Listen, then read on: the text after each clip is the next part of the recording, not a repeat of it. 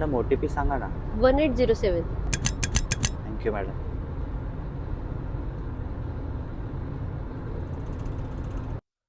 दादा, सगळं ठीक आहे ना?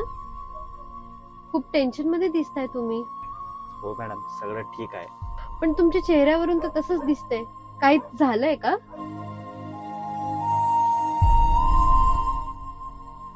काय सांगू मॅडम, माझ्या मुलीचं ऑपरेशन सांगितलंय डॉक्टरने. बापरे. सकाळपासून गाडीवरती फिरतोय. 10,000 फक्त कमी पडतायत. काय करू मी आता? दादा, किती वर्षाची आहे तुमची मुलगी? वर्षाची? फक्त 6 वर्षाचीच आहे ती.